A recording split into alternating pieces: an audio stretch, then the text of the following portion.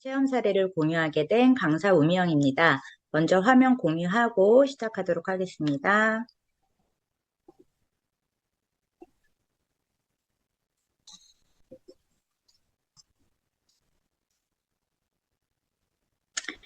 네, 제가 오늘은 유사나 가족 여러분들에게 조금은 특별한 이야기를 함께 나누려고 하는데요.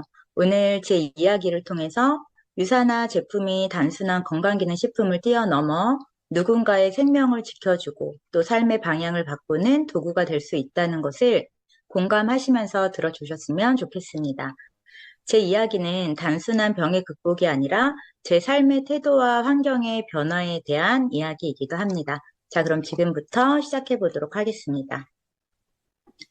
저는 2018년 10월에 유방암 3기라는 진단을 받았거든요. 그때 제 나이가 42살이었고 늦게 아이를 낳았어서 제 하나밖에 없는 딸은 고작 3살밖에 안 됐었습니다. 그 당시엔 제 나이가 아프기에 어리다고 생각되지 않았었는데 지금 돌이켜 생각해보면 정말 젊은 나이에 한창 농익은 열정을 쏟을 수 있는 나이에 제 투병기가 시작이 되었더라고요. 자영업하랴 늦게 난 아이 돌보랴 사는 거에 진심이긴 했지만 그때는 사는 거에 건강이 그리 중요한지도 몰랐고 워낙 건강에 무심했던지라 가슴 한켠에 계란 하나만한 혹이 잡히고 나서야 병원에 가게 됩니다.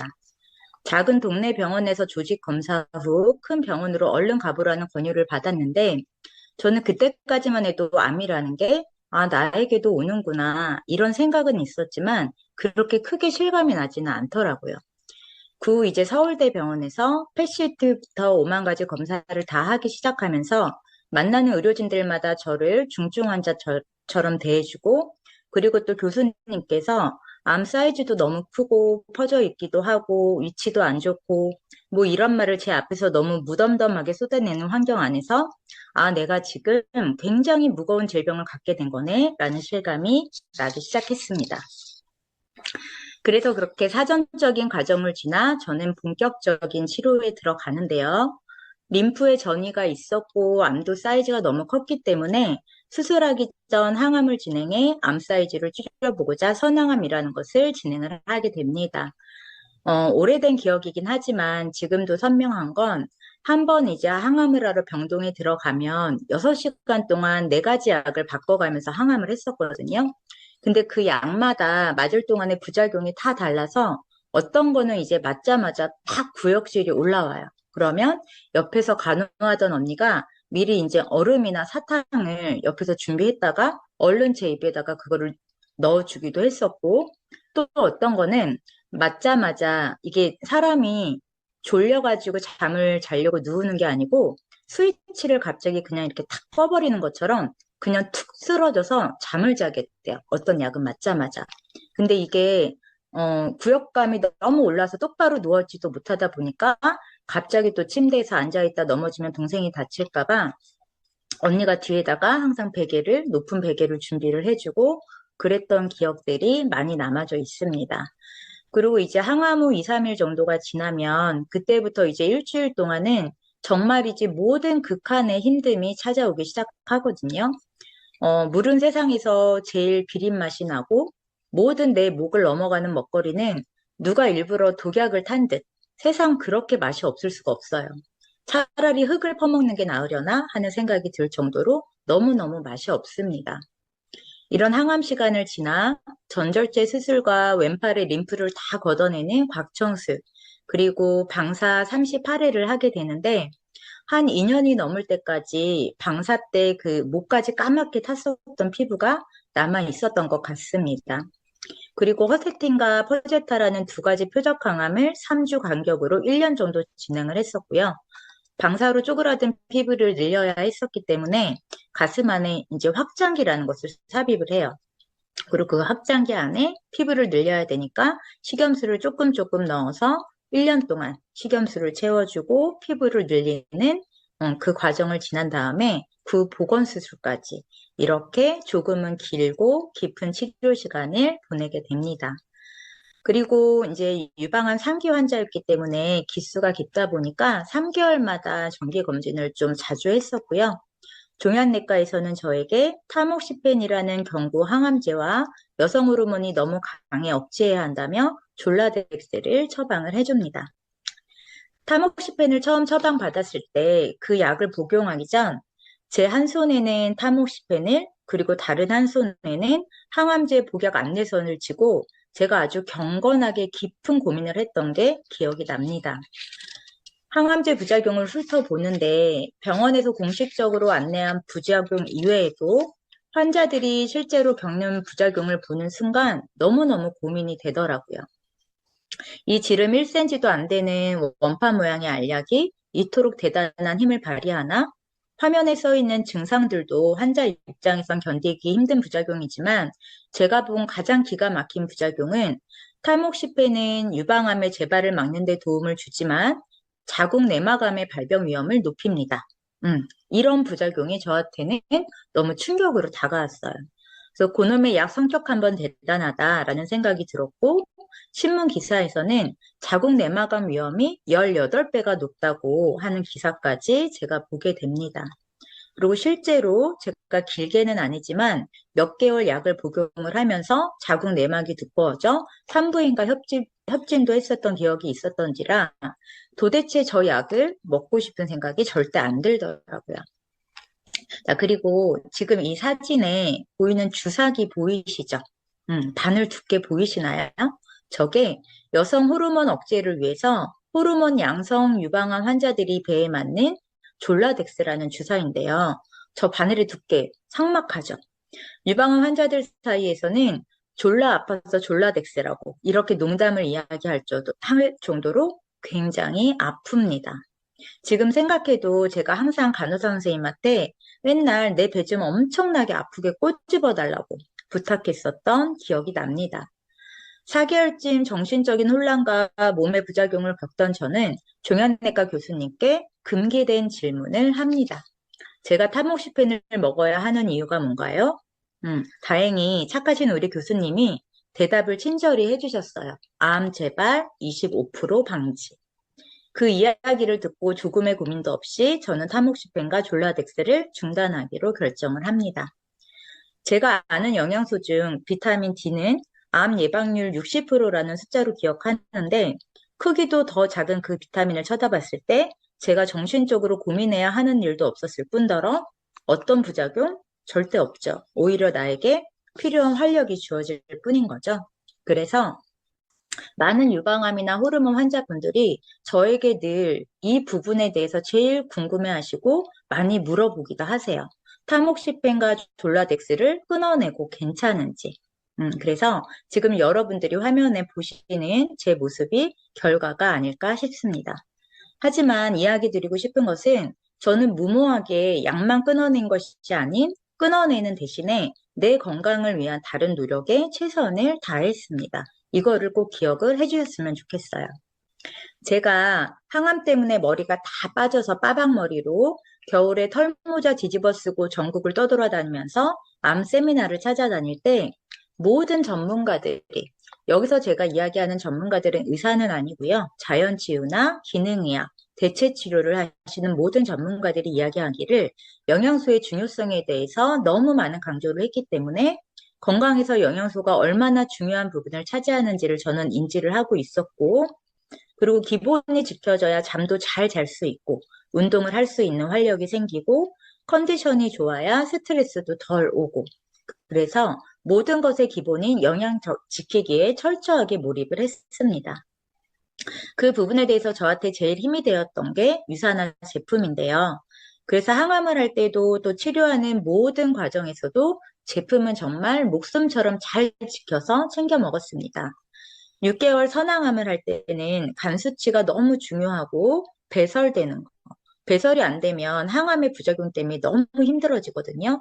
그리고 식사 이런 부분들이 너무 중요했기 때문에 헤파실과 유산균 그리고 뉴트리밀, 말로엔즈는 정말 먹을 수 있는 만큼 챙겨 먹었었던 것 같아요. 다만 뉴트리밀은 단백질 분해가 제가 항암을 2년 넘게를 했었잖아요. 너무 오랜 동안 항암을 했었던 장이라 장 환경이 너무 안 좋아서 단백질 분해가 너무 안 되는 거예요. 그래서 뉴트리미를 먹으면 배에 가스도 차고 소화가 안 되는 느낌이 많이 힘들었는데 그래서 한 스푼, 두 스푼 이렇게 오랜 기간 동안 차근차근 늘려가면서 지금은 열흘을 해독을 해도 제가 얼마 전에도 열흘 해독이 끝났거든요. 그래서 아주 세 스푼 듬뿍 깎아 넣어도 새끼 유물식을 해도 지금은 잘 견디는 장을 가지고 있습니다. 자, 항암이 끝나고 안정기에 들어 있을 때부터는 해독을 정말 자주 했었던 것 같아요. 여기서 해독이라 하면 우리가 아는 프로그램 정량대로 하는 해독도 있지만 컨디션이 떨어지는 듯 하면 제일 먼저 늘렸었던 게 유산균이었고 그래도 안 될 때는 식사를 뉴밀로 대체하는 3일 아니면 5일 이렇게 미니 해독도 엄청 자주 했었습니다. 이렇게 영양이 채워지고 몸의 컨디션이 좋아지니까 오히려 아프기 전보다 지금이 훨씬 더 컨디션도 좋고 피부도 좋고 그런 듯 합니다. 아침에 자연스레 눈 떠지고 밤이 되면 피곤하긴 하지만 자고 일어나면 다시 컨디션이 회복되어져 있고 그리고 저는 거의 이제 지금 시간이 조금 지나는 10시나 늦어도 11시 그때까지는 잠을 자려고 노력을 하거든요. 그리고 한번 눈을 감으면 눈을 뜨면은 아침이 되어져요. 그래서 수면의 질도 굉장히 많이 높아졌습니다. 그래서 제가 생각하는 건강이란 지금 내가 느끼고 있는 컨디션이 곧 내 건강이라는 생각이 듭니다.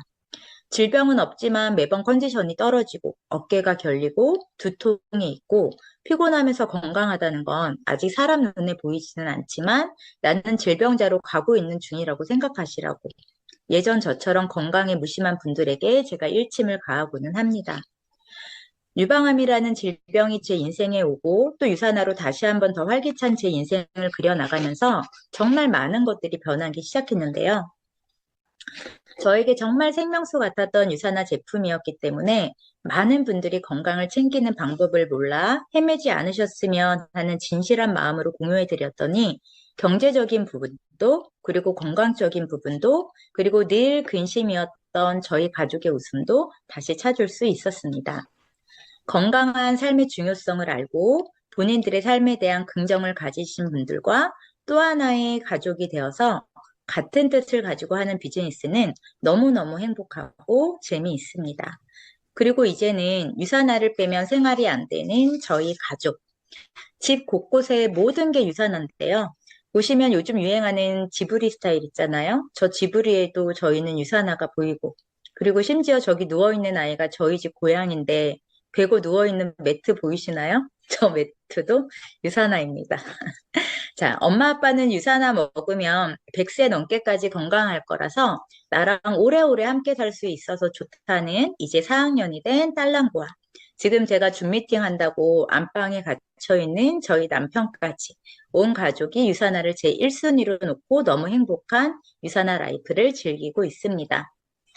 그 안에서 저는 또 한 단계의 제 인생의 비전을 그려보기도 합니다. 이 모든 것이 유산화와 함께라서 가능한 것 같아 한없이 감사하기만 해요. 제가 제 사례를 공유해드리면서 보너스 페이지로 제가 지금 상담해드리고 있는 암 환우분들에 대한 사례도 함께 공유해드리고 싶어서 간략히 준비를 해보았습니다. 자, 천안에 있는 도솔 한방병원에는 암 환우들이 산소치료, 면역치료, 여러 가지 치료들을 입원해서 받는 암 병동이 있습니다. 거기 병원 수 간호사님과 간호사님이 제 파트너 분들이셔서 환우분들 영양 상담 해드리고 있는데 대부분의 분들이 40대, 50대 여자분들이고 또 많은 분들이 호르몬 질환 암 환자이신 분들이 굉장히 많으세요. 처음에 저를 만나면 경계도 많이 하시고 관심이 없으셨지만 환우분들이 걱정하는 부분 그리고 단기가 아닌 장기적으로 보고 건강 관리를 해야 하는 부분들을 상담해 드리면서 거의 대부분의 분들이 장케어 프로그램 진행 중이신데요. 제품 드시는 매일매일 정말 정성을 다해서 후속도 해드리고 제품 위주가 아닌 그날의 기분 컨디션 이런 것들 위주로 톡방 관리 그리고 우리 먹고 싶은 나쁜 이들 있잖아요. 유방암 환자분들은 체력이 많이 떨어지시기 전에 단 것들도 굉장히 많이 땡기시고 자극적인 음식들이 많이 땡기십니다. 그리고 이제 살이 찌면 안 되기 때문에 그런 것들이 땡기지만 먹지 않아야 된다는 그 스트레스가 굉장히 극심하시거든요. 그래서 그런 것들을 어떻게 하면 착한 아이들로 바꿔서 맛나게 먹을 수 있는지 이런 것들도 공유하고 또 간간히 제품 충분히 드시는 것도 안내해드리고 있습니다. 그리고 제가 이 병원을 갈 때마다 항상 큰 보틀에다가 보냉병에다가 요즘에 저희 세 가지 가루 있잖아요. 음료에 타드시는 거, 부스터 C600, 미네랄 드링크, 그다음에 피지 에너지 드링크. 그렇게 세 가지를 타서 가서 이제 보는 환우분들이나 간호사분들이나 이렇게 한 잔씩 다 나눠드려요. 그러면은 거기에서 환우분들이 주문량이 엄청나게 많으세요. 왜 그러냐면 제가 아까도 단 게 땡기신다고 했잖아요. 그런데 그 음료가 달달하고 맛있는데 건강에도 좋다 보니까 많은 분들이 찾으시는 것 같습니다. 자, 간혹 제가 일반 분들이 암 환자분들과 이야기할 때 요즘 유방암, 갑상선암, 남소암 이런 암들이 너무 많다 보니까 그 질병에 대해서 너무 가볍게 이야기를 하시는 분들이 계시잖아요. 어차피 고쳐지는 병이니까 이렇게 이야기하시는 분들 아니면 혹은 또 너무 무겁게 그렇게 하다가 관리 잘 안 하면 잘못될 수도 있어. 뭐 이런 이야기들, 이런 무서운 말씀들을 너무 아무렇지도 않게 하시는 게 안타깝더라고요.